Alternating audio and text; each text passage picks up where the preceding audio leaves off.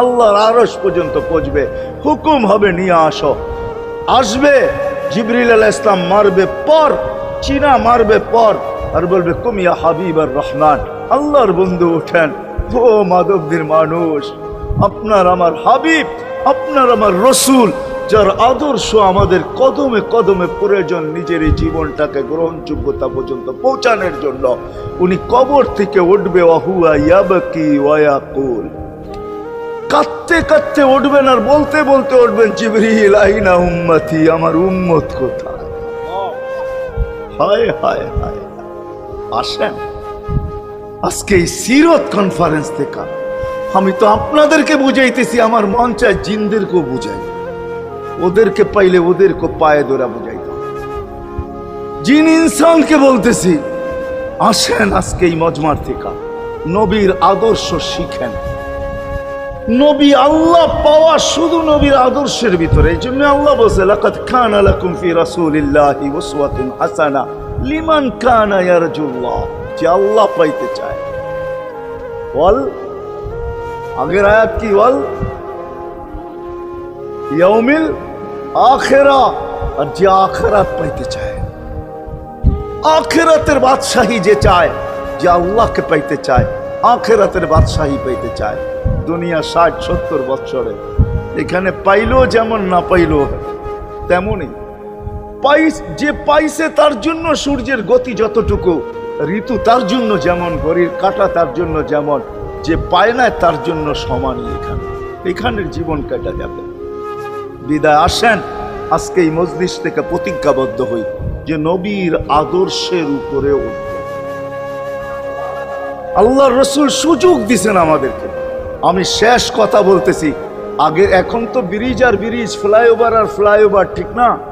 হয়তো 2-1 বছর পরে আমরা এটাও দেখব যে মাধবদীর ওই মাথার থেকে নিয়ে একবারে কোথায় পাঁচদোনা পর্যন্ত ফ্লাইওভার চলে গেছে, ঠিক না?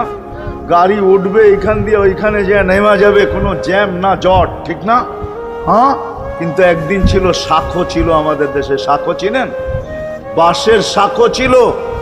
আল্লাহর রাসূল বুঝাইতে চাইতেছে, একটা সময় আসবে আমার উম্মত বাঁশের শাখো, কেউ যদি বাঁশের শাখো থেকে স্লিপ খায় বা গাছে উঠা যদি গাছের থেকে পড়ে যেতে চায়, তো ডাল দইরা যেরকম লটকায়া থাকে, শাখর থেকে পড়তে যায় শাখর উপরের বাঁশ দইরা যেরকম লটকায়া থাকে।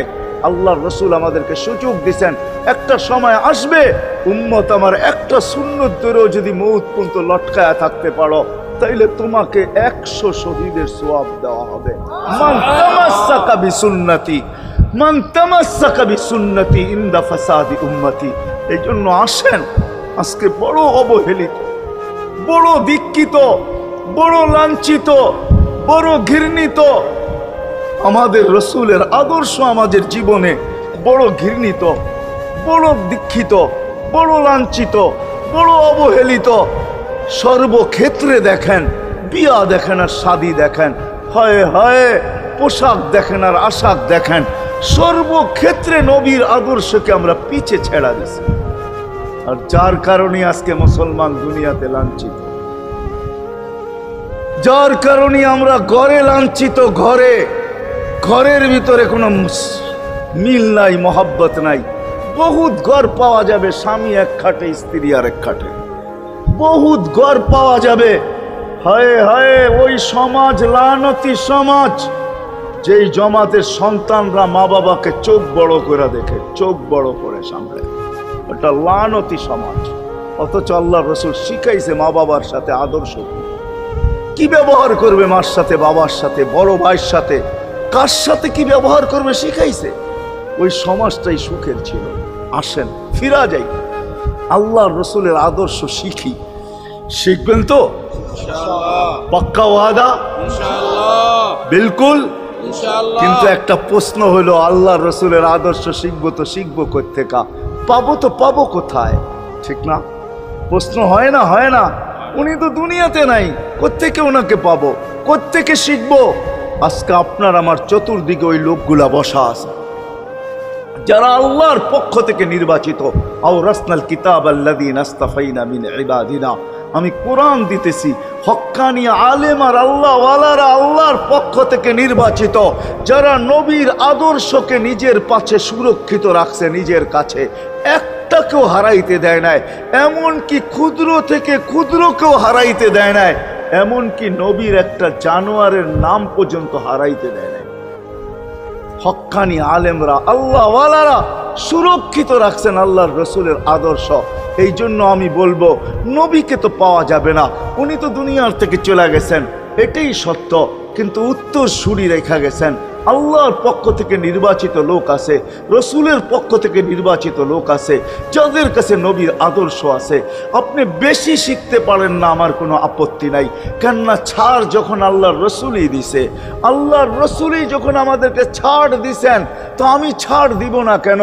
আল্লাহর রসুলই বলছে এক জামানা আসবে, লাউ আমিলতুম উশরা মা উনসিলা বি লানাজা, তোমরা যদি 10 ভাগের উপরে আমল করতে পারো তাহলে নাম্বার 100 পাইয়া তোমরা পাশ করবে। আল্লাহ 33 দিবে না, আল্লাহ 10-এর বদলায় তোমাদেরকে 100 দিয়ে 100-তে পাশ করাবে। আর সর্বশেষ তো এটাও বলছেন যে আমার একটা সুন্নতকে ধরে রাখো, এক শহীদের সোয়াবই জান্নাত যাওয়ার জন্য যথেষ্ট। জান্নাত যাওয়ার জন্য তো একজন দেওয়া হবে, 99 শহীদের সোয়াব তোমাকে পুরস্কার হিসাবে দেওয়া হবে, কেননা তুমি একটা সুন্নতকে ধরিয়ে লটকায় আছে। ওলামাদের কাছ থেকে শিখি, ঘরের বাচ্চাদেরকে শিখাই, যুবকদের পায়ে ধরে বলবো শিখো, নবীর আদর্শ ছড়াও। সারাদিন ফেসবুকে কাজ করো, ফেসবুক দেখো, খোদার কসম হোয়াটসঅ্যাপ দেখো, ভাইবার দেখো, ইবু দেখো, তোমাদের মেধাগুলাকে নবীর আদর্শের পিছে লাগাও, নবীর শানের পিছনে লাগাও, যে নবীর শান কত বড়, কত বড় শানওয়ালা নবী আল্লাহ আমাদেরকে দিয়েছেন, তার মর্যাদা কত বড়, তার পরিচয় তুলে ধরো, তার আদর্শকে তুলে ধরো, নিজের জীবনে আদর্শকে প্রতিফলিত করো। ইনশাআল্লাহ ওই দিন দেখব যেই দিন আবু বকর পেয়ালা ভোড়া দিবে, উমর রাদিয়াল্লাহু তাআলা আনহুর হাতে উঠায় দিবে, আবু বকর সিদ্দিক রাদিয়াল্লাহু তাআলা আনহু হাউজে কাউসারের নিচে থাকবেন, পারে থাকবেন, তলদেশে থাকবেন, উনি পেয়ালা ভোড়া দিবে উমর রাদিয়াল্লাহু তাআলা আনহুর হাতে, উমর রাদিয়াল্লাহু তাআলা আনহু উঠায় দিবে আমাদের নবীজির হাতে, আর নবীজি ঠোঁটে লাগায়া বলবে ইশরাব লা তাজমান বাদাহা আবাদা, পান করার কোনোদিন পিপাসা তোর কাছে আসবে না। ওই দিনের দৃশ্যটা কিরকম হবে? নবীজি ঠোঁটে লাগায়া পান করায় দিবে, যুবককে আলাদাভাবে দিবে, বুড়াকে আলাদাভাবে দিবে, নারীকে আলাদাভাবে, পুরুষকে আলাদাভাবে, আল্লাহ রসুল পান করায় দিবে। ওই দিন কেমন হবে ওই দৃশ্য? যেই পানি পান করার পর আর জীবনে কোনোদিন পিপাসা আসবে না। হ্যাঁ, কেমন হবে ওই দৃশ্য? এই জন্য আসেন আজকে এই সিরত মাহফিল থেকে, সিরতুন নবী থেকে আল্লাহ রসুলের আদর্শকে শিখি। ডেলি একটা শিখলো বৎসরে 365টা হয়, মাসে একটা শিখলো বৎসরে 12টা হয়। 12টা সুন্নতের উপরে জীবন কাটায় দেন। রসুল তো বলতেছে একটার উপরে কাটায় দিল বেড়া পার। শিখবো কাদের কাছ থেকে শিখবো? হ্যাঁ, নেটের থেকে শিখবো? না না না না, নেটের থেকে না, ওলামাদের কাছের থেকে শিখেন, ওলামাদের কাছে যান, বসেন, এদের কাছ থেকে নবীর আদর্শ শিখেন, সুন্নত শিখেন, যেটা মনে চায়, যেটা পছন্দ হয় ওইটা শিখেন। ছুট আছে শিখেন, তারপরও শিখেন। আরে শুধু একটাই শিখেন, হায় হায়, আজকে যদি একটাই উম্মত মেনা নিত, এই যুবকরা যদি একটাই মেনা নিত, মা বোনরা যদি একটাই মেনা নিত, শুধু ডাইন, আল্লাহ রসুল ডাইন পছন্দ করতেন। যুবক যদি প্যান্ট পরার সময় ডাইন পাও আগে দিতেন, খোলার সময় ডাইন পাও আগে খুলতেন, শার্ট পরার সময় ডাইন হাত আগে দিত, খোলার সময় ডাইন হাত আগে খুলতো, সর্বক্ষেত্রে যদি ডাইন ব্যবহার করত। মা বোনরাও তো ঘর ঝাড়ু দেওয়ার সময় যদি ডাইন ব্যবহার করত, তাহলে কিতাব আমাকে বুঝায় কিয়ামতের দিন আল্লাহ ডাকবে আইনা আসহাব আল ইয়ামিন, ডাইন আল্লাহরা কোথায় আসে? আল্লাহ ডাকবে ডাইনপন্থীরা কোথায় আসো? আমার বন্ধু ডাইন দিক পছন্দ করতো, তোমরাও পছন্দ করতে, তোমার আমার বন্ধুর লোক, আসো আমার কাছে। এই জন্য নবীর আদর্শ আলেম ওলামার কাছ থেকে শিখবো তো ইনশাআল্লাহ, পাক্কা। আর সবচেয়ে বড় আদর্শ আল্লাহ রসুলের, যেটা আসতে দেরি আমাদেরকে মেসেজ দিতে দেরি করেন নাই, আইসেই সেজদায় পড়ছেন। শানের রেসালত হইলে আমি শুনাইতাম, সিরাত এই জন্য শুনাইলাম না। জমিনে আসতে দেরি, সেজদা করতে দেরি করেন না। আমি বলবো সেজদা করেন না, আমাদেরকে মেসেজ দিছেন, উম্মত সেজদা ছাড়া তোমাদের কোনো পরিচয় আমার কাছে নাই। যাওয়ার সময় চিৎকার দিতেছেন, আসসালা আসসালা ওমা মালাকাত আইমানুকুম, নামাজ নামাজ নামাজ, অধীনস্থদের সাথে ভালো ব্যবহার করবে। দুইটাই চিৎকার ছিল, আর কোনো চিৎকার ছিল না। বিদায় আল্লাহর রসুলের সবচেয়ে বড় আদর্শ নামাজ, সবচেয়ে বড় পরিচয় নামাজ। আজকের থেকে নামাজ ছাড়বো না, পাক্কা ওয়াদা, বিলকুল পাক্কা ওয়াদা। কিন্তু না নিয়ত হলে হাত নামাইবেন না, ওয়াদা করতে হবে পাক্কা। আল্লাহ কবুল করুক, আমিন। কালকের সকাল থেকে নামাজ আর ছাড়বো না ইনশাআল্লাহ, নামাজ আর ছাড়বো না। নামাজ শুধু নামাজ না, অনেক কিছু রাখা। আল্লাহ আমাদেরকে আমল করার তৌফিক দান করেন, আমিন। ওমা আলাইনা ইল্লাল বালাগ। আল্লাহুম্মা লাকাল হামদ কামা ইয়ানবাগি লিজালালি ওয়াজহিক। দোয়ার ভিতরেই একটা কথা আপনাদেরকে বলবো, সর্বশেষ দোয়া করতেছি, আবার বলতেও আছি। মসজিদের কাজ এখনো দেখলাম অসমাপ্ত। অন্য জায়গায় হইলে বলতাম না, কিন্তু মাধবদীর মতো জায়গায় এরকম একটা মসজিদের কাজ অসমাপ্ত থাকবে, এটা শোভা পায় না আমার মনে হয়।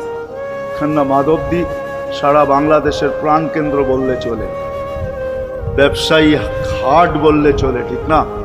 আর আল্লাহ মাধবদীর মানুষকে কম দেন নাই, অনেক দিছেন। কি বলেন? 50 বছর আগের থেকে অনেক দিছে না আপনাদেরকে? ওইখানে এরকম একটা মসজিদ জীর্ণ শীর্ণ পড়া থাকবে অসমাপ্ত, এটা শোভা পায় না।